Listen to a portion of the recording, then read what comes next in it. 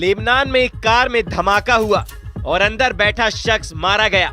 तस्वीरें ऐसी जिसे दिखाना मुनासिब नहीं। ये हमास के बहुत ही बड़े कमांडर का एनकाउंटर है जो इजराइल ने लेबनान में किया है। चलिए आपको बता देते हैं कौन है हमास का वो कमांडर जिसकी हत्या हुई है। कौन मारा गया है? नाम मोहम्मद शाहीन। क्या काम करता था? लेबनान में हमास का कमांडर था। अटैक कहां हुआ? लेबनान का सैदा शहर। अटैक किसने किया? इजराइल की खुफिया एजेंसी शिन बेत। अटैक कैसे हुआ? ड्रोन से कार पर अटैक और हमास कमांडर खत्म। लेबनान में यह हमला इजराइल के बहुत ही आक्रामक युद्ध का सिग्नल है। इसकी सबसे बड़ी वजह समझ लीजिए, क्योंकि इजराइल ने एक बार से अपने दो बड़े दुश्मन हमास और हिजबुल्लाह पर एक साथ हमला किया है।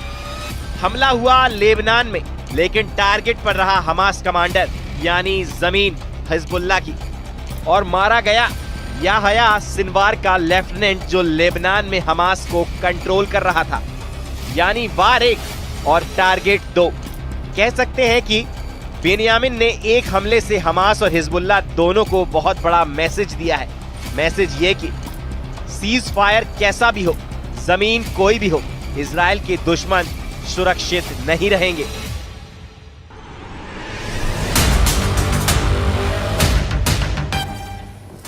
बेनियामिन नेतन्याहू के इन खतरनाक तेवरों को उनके एक और बड़े फैसले से समझिए, जिसमें इजराइल की सेना को लेकर बहुत बड़ा ऐलान किया गया है।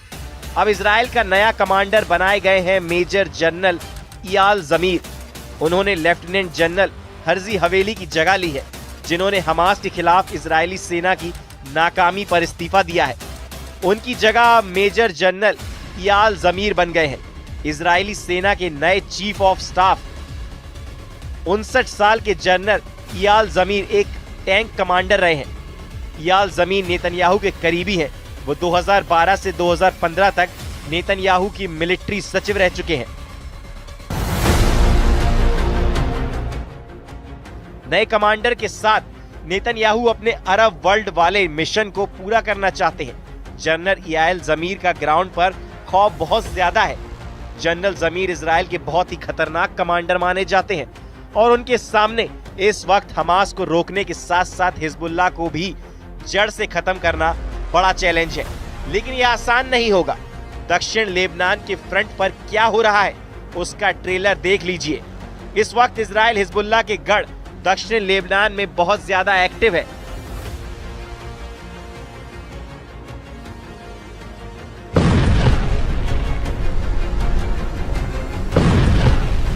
धमाका नंबर 2, धमाका नंबर 3, धमाका नंबर 4, धमाका नंबर 5 और धमाका नंबर 6।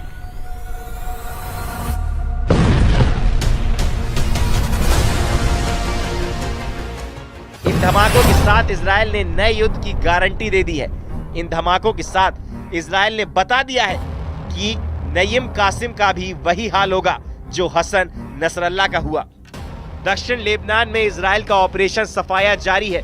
ऑपरेशन सफाया यानी अब हिजबुल्लाह और इजराइल का सीज फायर, डबल फायर उगल रहा है।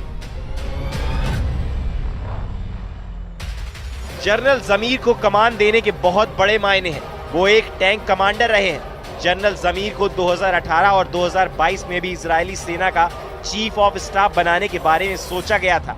हमास से युद्ध शुरू होने के बाद जनरल जमीर को रक्षा मंत्रालय में महानिदेशक का ओहदा दिया गया।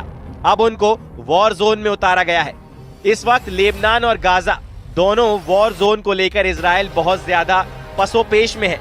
हमास के खिलाफ उसका युद्ध किसी भी वक्त शुरू हो सकता है और यही हाल हिजबुल्लाह वाले लेबनान के फ्रंट पर है।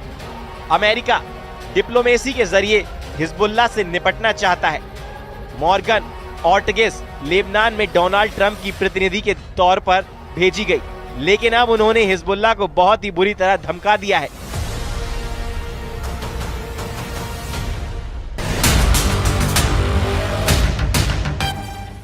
लेबनान में यूएस प्रतिनिधि मॉर्गन ऑर्टेगस ने कहा, मैं हिजबुल्लाह से बिल्कुल नहीं डरती। मैं इसलिए नहीं डरती क्योंकि उसे हराया जा चुका है। अमेरिका ने हिजबुल्लाह के खिलाफ लाल रेखा खींच दी है और अब वो लेबनान के लोगों को नहीं डरा पाएंगे।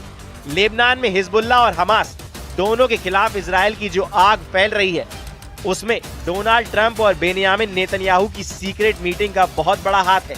इसी मीटिंग के बाद ट्रंप ने मॉर्गन ऑर्टिगस को लेबनान भेजा और अब मॉर्गन को हिजबुल्लाह किलर कहा जाने लगा है। सबसे बड़ी बात यह है कि अब हिजबुल्लाह की लीडरशिप तहस नहस हो चुकी है। हसन नसरल्लाह के मारे जाने के बाद नई कासिम नया कमांडर है, लेकिन मॉर्गन ऑर्टिगस ने नईम कासिम के लिए लाल रेखा खींच दी है और यही रेड लाइन बनाने वाली मॉर्गन अब हिजबुल्लाह के खिलाफ किलिंग मशीन बनने के लिए तैयार है। ईरान पर अब राष्ट्रपति ट्रंप का दबाव है ताकि पश्चिम एशिया में अपने समर्थक गुटों को फंड ना दे पाएं। हम ये भी सुनिश्चित करेंगे कि ईरान परमाणु बम न हासिल कर पाए और क्षेत्र में बाकी देशों को भी नुकसान न पहुंचा पाए, जो वो दशकों से करते आ रहे हैं। लेबनान में जिस तरह से हमास का कमांडर शाहीन मारा गया, ये वही आग है और इस आग को हिजबुल्लाह के लिए और खतरनाक बनाने की जिम्मेदारी मॉर्गन ऑर्टिगस को मिली है। दक्षिण लेबनान में हिजबुल्लाह के अड्डों को चुन चुन कर खत्म कर रहा है इजराइल, चाहे वो हथियारों के अड्डे हों, चाहे वो हिजबुल्लाह के लड़ाकों के अड्डे हों। एक तरफ ट्रंप की हिजबुल्लाह किलर मॉर्गन ऑर्टिगस है, तो दूसरी तरफ नेतन्याहू ने बताया है नया कमांडर मेजर जनरल इयाल ज़मीर। दोनों के पास इजराइल के दुश्मनों को निपटाने की जिम्मेदारी है। वहीं हिजबुल्लाह ने साफ साफ कह दिया है कि अब अगर इजराइल का एक भी सैनिक लेबनान की जमीन पर नजर आया तो उसके जिम्मेदार नेतन्याहू और उनके कमांडर होंगे। इधर हिजबुल्लाह महासचिव नईम कासिम ने अपना इरादा साफ कर दिया है। उन्होंने कहा, अगर कोई इजरायली सैनिक दिखा तो वो कब्जा करने वाला माना जाएगा। अब हम एक कब्जा करने वाले से कैसे निपटे, हम उसे ये नहीं बताएंगे। अब सब जानते हैं कि कब्जा करने वाले से कैसे निपटा जाता है। कुल मिलाकर हिजबुल्लाह और हमास को ठिकाने लगाने वाला ट्रंप का लाइसेंस नेतन्याहू के पास पहुंच चुका है। इजराइल और अमेरिका के कमांडर लगातार प्लानिंग कर रहे हैं कि गाजा को कैसे क्लीन आउट किया जाए, हिजबुल्लाह को तहस नहस कैसे किया जाए। इजराइल ने जैसा हसन नसरल्लाह और हाशिम सफीद्दीन का किया, वही हाल अब हिजबुल्लाह के नए चीफ नईम कासिम का किया जाएगा। रक्षा मंत्री इजराइल काटस इसकी 100% गारंटी दे रहे हैं। वहीं इजराइल के रक्षा मंत्री काटस ने पलटवार करते हुए कहा कि मैं नसरल्लाह की जगह लेने वालों को सुझाव देता हूं कि वो पुराने नेताओं की तरह इजराइल के इरादे को गलत ना समझे, नहीं तो उन्हें भारी कीमत चुकानी पड़ेगी। इजराइल के तेवर बताते हैं कि वो हमास के साथ साथ अब हिजबुल्लाह के खिलाफ डबल युद्ध के लिए तैयार है। फरवरी में ही दोनों मोर्चों पर बड़ी जंग का खतरा मंडरा रहा है। इजराइल की सेना सीज फायर के बाद तरोताजा है और वो नए कमांडर के ऑर्डर पर एक नई लड़ाई लड़ने के लिए तैयार हो चुकी है।